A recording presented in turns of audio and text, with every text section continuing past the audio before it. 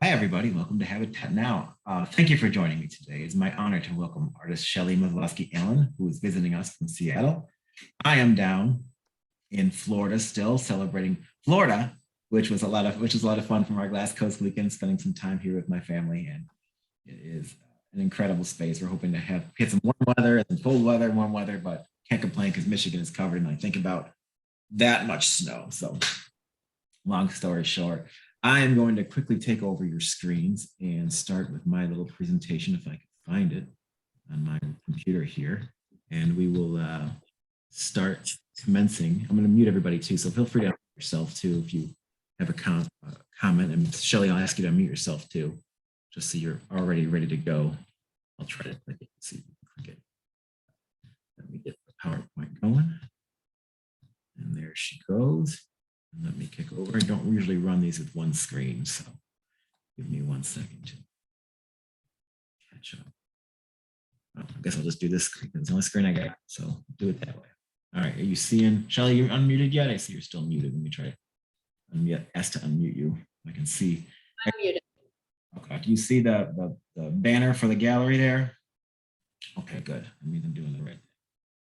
All right, so let me click. Okay, so usually during the first of every month, we do an NGG presentation, but Alex Kruger couldn't do it because of a commitment, so he'll be later in the month, so stay tuned for that. The Glass Coast weekend was a huge success. It was a lot of fun to see people in person. We had a safe time. There was a lot of space between all the events and people, so Shelley was there. A lot of people who may be attending were there. And it was a lot of fun to show off the 3 exhibitions, including Shelley's solo we're going to go into today. It's going to give you a little glimpse into some of the talks. There's Shelley on the stage for the glass ceiling talk that she was part of, discussing women, not so much roles, but women being artists in today's world. And it was a lot of fun. Shelley and Susan Taylor Glasgow and Roman and Rose and Jenny Pullman were all there. They were all part of the exhibition. We had our live auction, which was a lot of fun. It's always great to see these things come together. And you see Corey and Ferder up there. You ever been to one of our auctions? They just go on and on and on, telling really great stories because they have a ton of them. Because they lived, especially Ferder, through all these eras about every single piece. So it's kind of like a little history lesson, which is great. The space was incredible, 8,000 square foot sound stage. If you want to tour it, many of you saw it in my last Zoom. We toured around the show live. But if you missed it or you want to tell your friends, just YouTube tour of the Glass 22 Glass Coast weekend. Just see it on YouTube. Martin Blank was there. We were celebrating him as well. He had a big opening at the Imagine Museum. This is his whole family. It's the first time I got a chance to meet his 2 sons. And if you have a chance to see the Imagine Museum and check out his big installation, it's incredible. He's just incredible. So that brings me to our next event, celebrating the Year of Glass, International Year of Glass 2022, which will be our 50th year of our international. So we're celebrating this event in April, end of April. So plan to be there. Here's a little glimpse of what we have planning so far. Exhibitions, tours. We're going to be visiting the Michigan Glass Exhibition at the JCC. We're going to do something new celebrating the Year of Glass. So be part of Glass history. Write down those dates. We look forward to seeing you in the Michigan area. Without further ado, thank you for joining me today, Shelley. Come on, say hi to everybody. We're going to be talking about your incredible collection you put together for us. And I think this was a video. So let me see. Why don't we give it a try, Shelley? You want to give it a try first and see how it turned out? Absolutely. Okay, so this is Andrews put together this talk or this presentation of Shelley's demonstration. Let me make sure my sound works. There we go. So we'll all be watching this for the very first time. So I hope it's nothing bad. We'll see how it turned out. About 5 minutes long. So.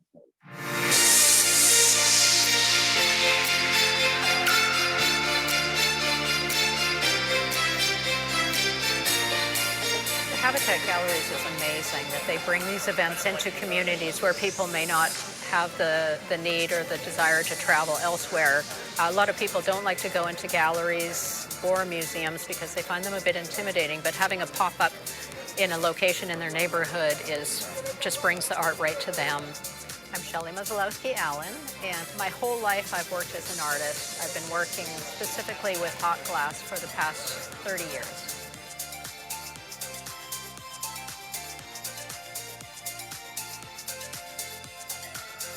I believe everybody should have an experience with glass at some point in their life because it is just so enlightening, it's so transcendent. I've been honored to work with Habitat for, I believe it's just over 15 years. I feel like I'm with family when I'm showing with them. They asked me to do a demonstration for their Glass Coast weekend, and I'm so grateful for that. I believe these shows and the demonstrations are really integral to the education of the community too on how glass is made, because when you look at it, you have no idea of how it actually got to be in this finished state on the pedestal unless you've been exposed to it. So the fact of doing a demo, people can watch right from the gathering of the molten glass to a finished piece being made, and then they go to the show and they can see finished pieces presented on a pedestal and lit beautifully. So it just, the whole appreciation and understanding of the material, maybe more of the history of the material is evident to them. And I believe that's so important for your experience of viewing something if you have that much more understanding about it. When I was working as a painter, it was a very isolating experience, and there was no sharing of information. And when I started working with glass, it was absolutely the opposite. People are so generous with their information, and we want to work with each other and help each other grow. And there's no selfishness or this kind of competitive nature with glass. The demonstration happened at the Ringling College of Art and Design, and I was really fortunate to have some of the students hop up and help me. They were shielding, they were doing doors. And as a student, to be able to have exposure of visiting artists come in and work and to be able to be there right with them. And the way that a lot of people learn, and myself included, was to work as an assistant with other sculptors that you admired. And you work and you learn, and some people come in with no experience, some have, a few years. So you have a varied level of skills working on your team, and gradually that person will move up to handling the pipe and the one that's doing the doors. So it's this really kind of wonderful, almost like an apprenticeship, that you can acquire all the skills right there on the job. It varies worldwide how people handle glass in the hot shop, but we all know kind of the basic rules. We know how glass works, so we have this kind of basic language that is unspoken. So when I was doing the demo here, the fellows that I had worked with, they had plenty of experience, so I really barely had to talk to them, and we had just met that day. I would not be able to make my work without these people, because I need at least, with any given piece, I need from 4 to 10 hands in able to actually make it. I have somebody moving the pipe, somebody's opening the doors, somebody's handling the torch. We have to keep that piece at an even heat throughout the whole process, or something will crack and break off. Another wonderful thing about coming to these exhibitions is that I get to meet and become part of the artistic community of the artists that Habitat represents. A lot of these people I had only seen photos of and, really loved their work, but never had the opportunity to speak with them. And now a lot of them were, my very good friend. Among them was, Martin Blank. To have him jump in on the demo the other day was just, what a great surprise. And just he brings his exuberance and his energy everywhere he goes. So I feel really grateful to have had that moment, and his passion, his generosity, his kindness. He's got such a huge heart, and I'm so grateful for that.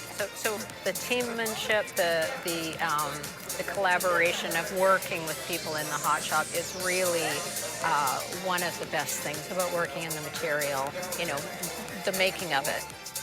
I hope that, that few hours help to, kind of get their energy up and their inspiration, and know that there are no limits. You're only limited by your own imagination.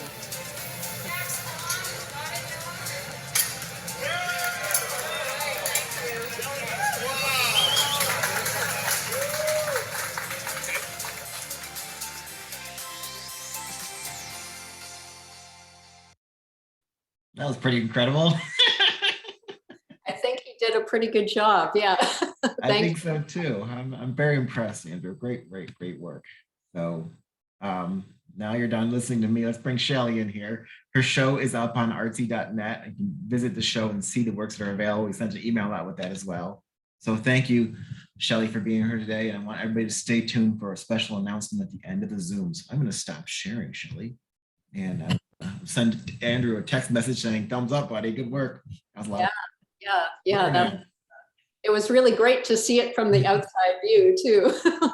Yeah, it was way better than I thought it would be. I thought it would just be a wheel of you making something. So he made it a lot more entertaining. Yeah, fantastic. I'll send you a copy of that for your records. I would love that. Yeah. Well, welcome, Shelley. Say hello to everybody and feel free to take over your screen afterwards. Okay. Well, hello, everybody. Thank you so much for being here. Thank you so much, Erin and Habatat, for having me here today and also in Sarasota. As I mentioned earlier, if you haven't been to that show in Sarasota, it is truly an enjoyable time. I had so much fun. The pace was like pretty perfect. A little bit of leisure, a lot of interesting events, and a lot of laughs too. So for that show, I got together a new body of work, which I'll talk about during my presentation. I realized this is a little bit more of a personal type of presentation because I'm sitting here in my studio amongst my work. So I changed it a little bit to make it a little bit more personal and maybe have some information that I haven't already spoken about before. And I'm happy to answer any questions at the end too. So I'll go ahead and I'm going to share my screen now. Please do. I'll spotlight you and we'll check out what. There you go. Check out. Okay, your screen and play. You're in. Good. Is that all sharing for everybody? Yep, we're looking at two fun cartoon characters. Yeah, so I wanted to start, I'm starting right from the beginning because after these past 2 years of reflection, I realized how much that has actually come into play with my current work. I was born in a northern mining town up in the tundra. This was the namesake of the town, Flintabadi Flanagan. He is a science fiction character. He was a prospector who took a submarine to the center of the earth, and there he discovered gold. And my father is a geologist, so this is why we were there. This was my backyard. This was my playground. Railroad tracks, rocks. It may look pretty bleak, but as a kid, it was just it was so incredible. And I never knew what I was going to discover in those rocks. We found fossils.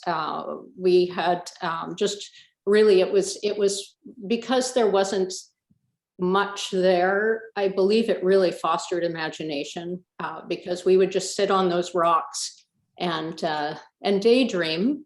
I would think often of my first childhood crush, Rocket Robin Hood.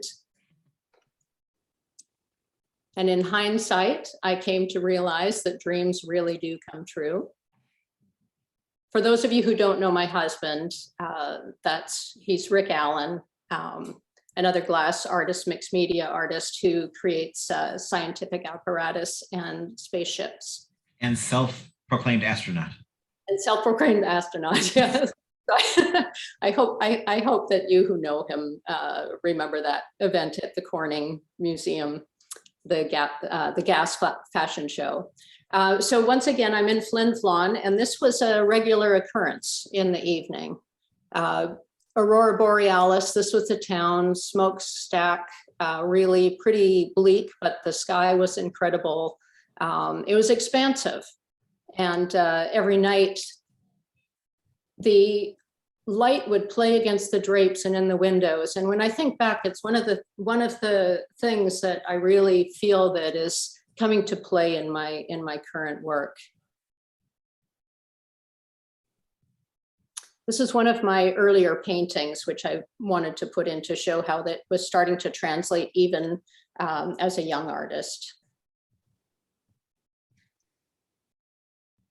So when I look back at the water series that I began a few years ago, I see that the movement of glass, the way that light passes through it, is really kind of recurring from that early experience. the color, the icy blues, the liquid reflections. Erin just showed this piece. This is Retreat. There were polar bears where I was born, so I use them as a current subject matter. I never had any run-ins with them, although my father did. With these reflection pieces, I'm hoping to show that, I mean, there's a lot of talk about, you know, the global warming and the snow melting and the icebergs. And so I wanted to make that apparent in a very subtle way. And with these reflection pieces, discussing the idea of or not discussing, but highlighting the idea of the reflection and its fleeting beauty and its impermanence. This is where I currently am. This is Cedro Woolley. This is our property. On the far right, you can see a brown building, and that's Rick's studio. And our house is just as you move to the left, which you can barely see in the background. And then on the far left, there is a white building, and that's where our hot shop is. And this is the walk I started doing. We have 5 acres. I started walking around the property a couple of years back when we were all under lockdown. And I just found such an appreciation for my property and the colors and the changes of the season. This is also near me, one of my favorite walks. I think with my work, it just really is all about the textures and the light, the dynamics of growth. This is on the islands very near to us. We have a little boat, so we go out through the summer and beach on the islands and hike around there. I think it's hard to explain with when you're actually working with glass, but your whole body goes into it. You're feeling the heat, like right in this photo, the heat is just burning my face. And that piece that I'm holding, if I allow it to touch me at all, I mean, I'm going to get quite badly burned, and the piece is flipping and flopping on the pipe. So it's all a matter of just being in the moment and working with materials and working with your team. So for me, there is just nothing that could provide any more satisfaction when creating something. This is that piece that I was making, which Habatat Galleries has. And this is called In Between the Dark and the First Light, based on an experience that I had at my studio. I walked out the door of my studio in the dark, came face to face with a stag, and it was raining, and all I could see was his huge eye. And then I slowly moved my flashlight and I could see his whole body, and I could see water glistening and running off of him. This is also a theme that I see often in the property, just the moment of an animal drinking and just that beauty that's captured in the pooling water. You know, when you live in the Pacific Northwest, you really have to find beauty in the rain and in the water. Another piece called Red Echo. I remember that piece. Yeah, yes, you guys had it. And now it's in a wonderful collection. So once again, using the idea of well, glass is perfect for the idea of volatility and impermanence, and also it just has that liquid beauty, which I'm hoping to, with these pieces, to really illustrate well. And this is called Sea Swan, based on the migration of the swans in our area.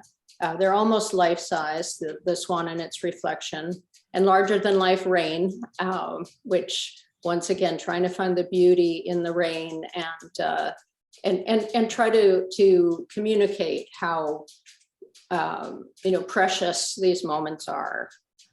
The migration of the swans that we have in February and November every year, we're really lucky that they fill the fields all around us, and they're these beautiful stark white creatures just wading through this muddy field. That's the entire piece. I believe it's about 7 feet tall.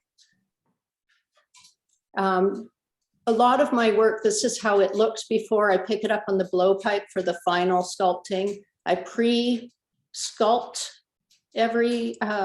piece, and I layer powder color over it, and then I reverse engrave. So I'm revealing the colors that are underneath through using a diamond bit and engraving in the cold shop.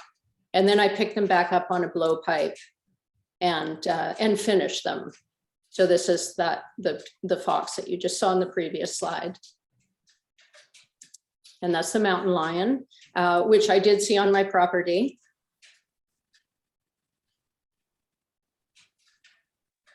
And I also love mixed media. I find that the contrast of the soft, like wooden beads or horsehair, it just really works well and heightens the qualities of each of the mediums that I'm combining together. This one's called Cloud Bear.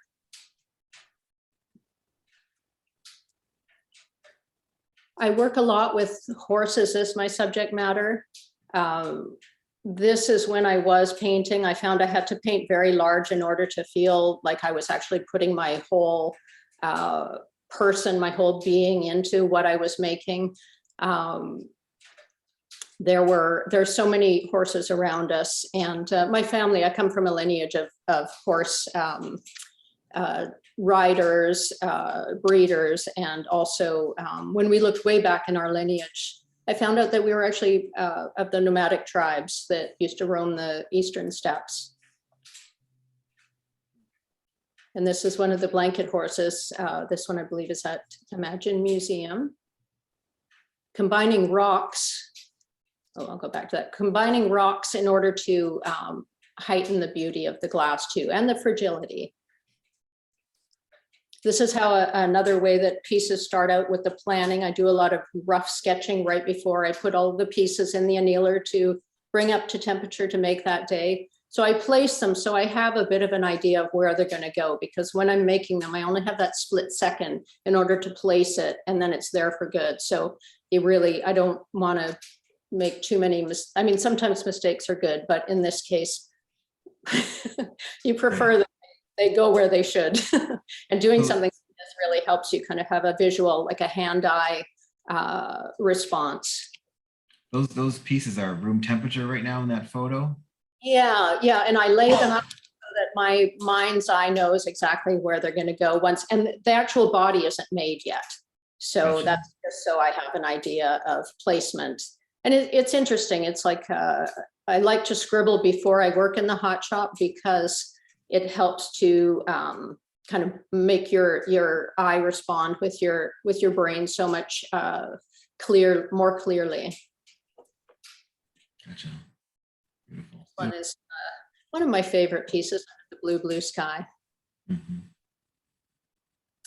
The piece that's beside me, that when I'm sitting in my studio and it's on my right, it is part of this series, the Suspended Horse series, which I actually haven't made for, probably 12, no, more than that, probably 15 years. So I am re-venturing the idea with this piece, which Habatat Gallery should have sometime soon. I'm just finishing it. But this piece here in the slides, it's called Cherry. And I really enjoyed these pieces because I'm using the horse, but I'm also not being too narrative with its final description. It's a little bit more ambiguous because everything is joined by twine. I think that it's leaves a little bit more for the viewer's imagination to fill in. Once again, too, it provides more contrast of textures. This piece I just finished in time for Sarasota. It was a piece that I was making for the Imagine Museum, and I really wanted it to, I originally was calling it the Galaxy Horse, but then as I made it, I realized it reminds me more of Vincent van Gogh's Starry Night, so I called it Starry Night. This is Face of Flowers that is currently in the show. I had made the head pre-pandemic, and during the pandemic, because I did not have any assistants come in, I just started making hundreds of glass grass blades and flowers and put this piece together. It is pretty much life size, I would say, with the deer head. the piece that we have spoken about already, Sea Blue Steward. The idea of my show was to bring more attention to the fact that we have to, as human beings, we have to pay more attention and kind of keep safe our animals, our fellow inhabitants of our planet. And the idea of placing animals as kind of the watchmen came into play. And this is one of the pieces I've been working on during as I mentioned, a year and a half ago, which I like the idea that it's a sentinel. It's just taking care of its surroundings. And there are over 2,000 scales and rings in this piece. So it really was a labor of love. It was quite painful to make at times, because each ring I'm opening and closing with just those fires. And anyway, it's done, and Erin has it now. So I'm quite happy that it's out to see the world. I had a question about it. How is it hung on the wall? So there is the fellow who does my metal work is amazing, and he loves to make the way things hang very indiscernible. So there is a small tab on the back that screws into the wall, and then the whole piece just slides onto it. And it's so you can barely even see it. If you look up into it, you could probably see it, but just from this vantage point, you can't see it at all. Thank you. Once again, working with the idea of just trying to place these animals in our minds with just a little reminder that that they're endangered, and it's up to us to look after them. I didn't want to bang anyone over the head with my ideas of protecting the species. I wanted to make something that these are quite small, so you can actually hold them in your hands. And I wanted to have kind of a subtle sense of urgency, but also have some humor to it. Look, a lighter reminder that this is happening, and that these guys are dependent on us now. So placing the life preserver, I felt was just maybe more of a gentle reminder. I love the action shot. Yeah, this was in our yard well, not even about a month ago. Yeah, 30 inches of snow here. And this is another one. They're all called, that's Harbor 3. They're Harbor 1, 2, and 3, because I'm going to continue with these series. I have a tiger in the works, and a number of others that I've just begun creating. Very fun. And I just want to close with a couple of slides of what inspires me, my animals that are around me that live with me. My husband, Rick Allen, who continues to inspire me with his intense appetite for learning and resourcefulness. The sunlight streaming into my studio. And my parents, they have been a constant support and inspiration. And no matter how bad anything is, this is how they look. You're always find the bright side of everything. Thank you. That's great, Shelley. I really appreciate you sharing with us. It was very touching as well. Will you go ahead and stop sharing your screen? All right, I will try and find my mouse. Scroll to the top. It should give it to you. If not, I can always kick you out of my power. I'll do this anyway. Voila. Right, cool. I want to remind everybody that the exhibition's on Artsy. I put the link in the chat to see the works that are available. And it's an honor to have you, Shelley, both at our show in Florida and part of our Habatat family. Thank you for joining us today. It is a quicker one today. Just want to make sure you guys had a chance to get touched by us here at Habatat. And if you have any questions or any interest, contact me anytime in these works. And I look forward to more information about our event that's happening in April. Any questions on the floor? If you have any, Feel free to. Great presentation, Shelley. Thank you so much. I really appreciate that. That was really nice, Shelley. You Really, were really nice. fantastic. We didn't even know all that history. Well, I just felt that because it's, you know, like I mentioned before, it's a much more personal situation sitting here in my studio. And I wanted to share more of my current thoughts on the work and how I'm seeing it's actually coming into play. You know, all this stuff that you think you've forgotten about, you're still working with. And yeah. Has anyone seen the Aurora Borealis in its full? I have, Yeah. Mary. I was trying to save tigers up northern Wisconsin, Oh, and like the 21st of December of 2011, it was there. All of a